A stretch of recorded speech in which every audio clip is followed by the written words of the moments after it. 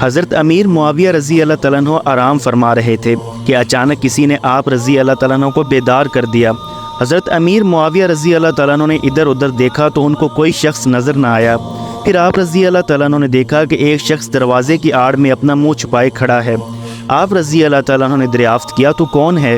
اس نے جواب دیا میرا نام ایک زمانہ جانتا ہے، میں بدبخت ابلیس ہوں۔ آپ رضی اللہ تعالیٰ عنہ نے فرمایا اے ابلیس تو نے مجھے کیوں جگایا؟ اس نے کہا اے امیر نماز کا وقت تنگ ہوتا جا رہا ہے، آپ رضی اللہ تعالیٰ عنہ کو مسجد کی طرف جلد دوڑ کر جانا چاہیے قبل اس کے کہ وقت نکل جائے۔ آپ رضی اللہ تعالیٰ عنہ نے فرمایا ہرگز یہ غرض تیری نہیں ہو سکتی کہ تو خیر کی طرف کبھی رہنمائی کرے۔ میرے گھر میں چور کی طرح گھس آیا اور کہتا ہے کہ میں پاسبانی کرتا ہوں، بھلا میں چور کی بات پر کیسے یقین کر سکتا ہوں اور تو میرا خیر خواہ کب ہو سکتا ہے؟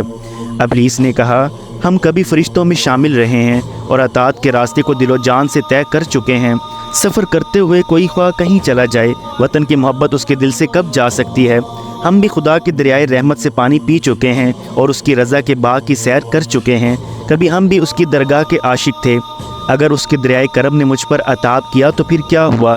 حضرت امیر معاویہ رضی اللہ تعالیٰ عنہ نے فرمایا اے راہزن مجھ سے بحث مت کر، تجھ کو میرے اندر گمراہ کرنے کا راستہ نہیں مل سکے گا، میرے اندر راستہ مت ڈھونڈ، سچ سچ بتا کہ تو نے مجھے نماز کے لیے کیوں بیدار کیا؟ تیرا کام تو گمراہ کرنا ہے، اس خیر کی دعوت میں کیا راز ہے؟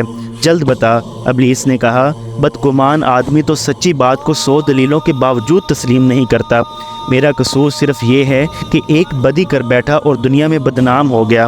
حضور اصل بات یہ ہے کہ اگر آپ کی نماز فوت ہو جاتی تو دنیا آپ کی نگاہوں میں تاریک ہو جاتی، تو آپ شدید غم اور صدمے سے رو رو کر نڈھال ہو جاتے۔ آپ رضی اللہ تعالیٰ عنہ کی یہ آہوزاری دل کا سوز و گداز اور درد و نیاز 100 نمازوں کے ثواب سے بڑھ جاتا۔ آپ رضی اللہ تعالیٰ عنہ کے قرب اعلیٰ کے خوف اور حسد نے مجھے آپ رضی اللہ تعالیٰ عنہ کو بیدار کرنے کے لیے آمادہ کیا۔ بھلا مجھ کو یہ کب گوارا تھا کہ آپ رضی اللہ تعالیٰ عنہ اس قدر زیادہ ثواب حاصل کر لیں؟ آپ رضی اللہ تعالیٰ عنہ کو جگانے کا باعث میرا یہی جذبہ حسد تھا۔ میں نے اسی خوف سے آپ رضی اللہ تعالیٰ عنہ کو بیدار کر دیا تاکہ آپ رضی اللہ تعالیٰ عنہ کی آہ و بقا مجھے جلا نہ دے۔ میں انسان کا حاسد ہوں، میں اس کا بھلا کیسے سوچ سکتا ہوں؟